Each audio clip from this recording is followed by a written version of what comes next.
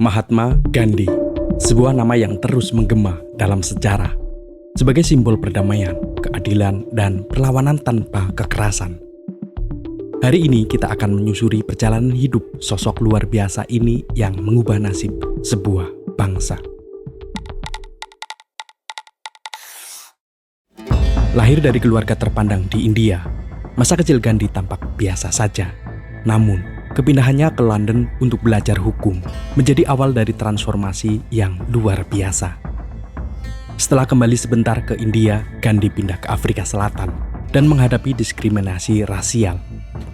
Ketidakadilan ini mendorongnya untuk menghadapi filosofi perlawanan tanpa kekerasan yang kelak menjadi ciri khas hidupnya.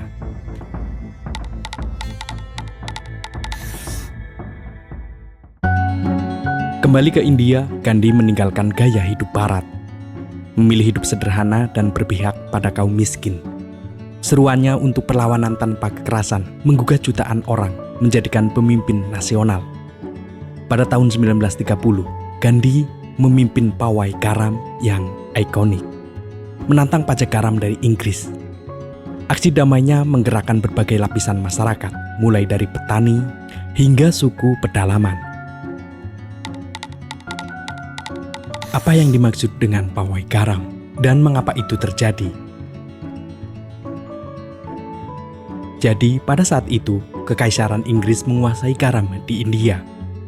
Mineral penting tersebut dikenai pajak tinggi oleh pemerintahan kolonial, dan warga India bahkan dapat dipenjara karena berani membuat garam sendiri. Bagi Gandhi, isu tersebut merangkum tirani kolonialisme yang jahat. Di samping udara dan air, garam merupakan kebutuhan hidup yang paling utama, katanya, yang meyakini bahwa protes massal atas undang-undang garam akan membantu menyegarkan perjuangan kemerdekaan India. Aktivis lain menganggap gagasan itu lemah dan reformasi undang-undang garam bukanlah seruan yang cukup menginspirasi atau menarik.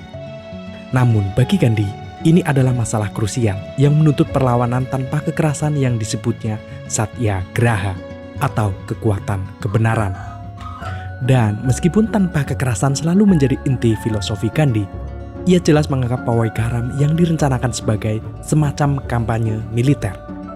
Kita akan memasuki perjuangan hidup dan mati, perang suci, katanya.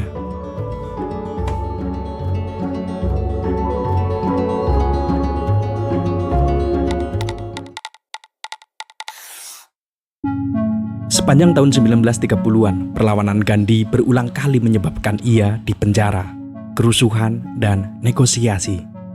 Namun, ia selalu kembali sebagai pembawa damai. Pada tahun 1946, kerajaan Inggris yang melemah akibat perubahan global mulai mundur dari India. Namun, jalan menuju kemerdekaan penuh dengan perpecahan, terutama tuntutan negara Muslim terpisah oleh Muhammad Ali Jinnah. Sebelum India terbagi pada tahun 1947, umat Hindu dan Muslim hidup berdampingan di seluruh negeri. Namun, Jinnah menggambarkan mereka sebagai dua negara yang terpisah. Teori dua negara ini, sebagaimana dikenal kemudian, telah menjadi narasi resmi Pakistan untuk pembentukan negara dan kunci bagaimana Pakistan mendefinisikan dirinya sendiri. Pakistan mungkin merupakan negara pertama yang dibentuk bukan atas dasar kesamaan etnis atau bahasa, tetapi atas dasar agama. Namun, pada saat yang sama, Pakistan bukanlah dan tidak pernah menjadi negara teokrasi. Dikotomi ini berada di balik banyak perdebatan seputar identitas nasional Pakistan dan isu-isu seperti perlakuannya terhadap kaum minoritas.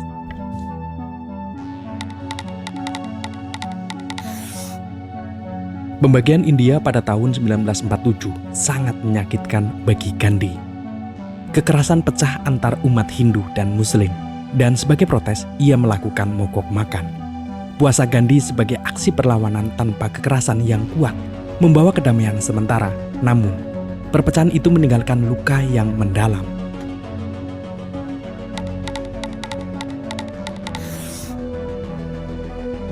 Pada 30 Januari 1948, Gandhi dibunuh oleh seorang ekstremis Hindu yang menyalahkan atas pembagian India. Diketahui pria yang menembak Gandhi bernama Nathuram Godse, yang merupakan anggota fanatik dari partai sayap kanan Hindu Mahasabha. Setahun setelah pembunuhan itu terjadi, pengadilan menjatuhkan hukuman mati kepada Godse. Dia dieksekusi pada November 1949 setelah pengadilan tinggi memperkuat putusan tersebut. Kaki tangan Godse yang bernama Narayan Apte juga dijatuhi hukuman mati, sedangkan 6 orang lainnya dihukum penjara seumur hidup. Kematian Gandhi menyatukan jutaan orang yang berduka dari berbagai agama. Abunya disebarkan di sungai suci Gangga, melambangkan sebuah akhir sekaligus awal. Mahatma Gandhi terus hidup dimanapun keadilan dan kasih sayang ada. Hidupnya mengingatkan kita bahwa satu orang dengan keyakinan dan perdamaian dapat mengubah dunia. Terima kasih sudah menonton, jangan lupa like jika kalian suka video seperti ini. Semoga bermanfaat dan sampai jumpa di video lainnya.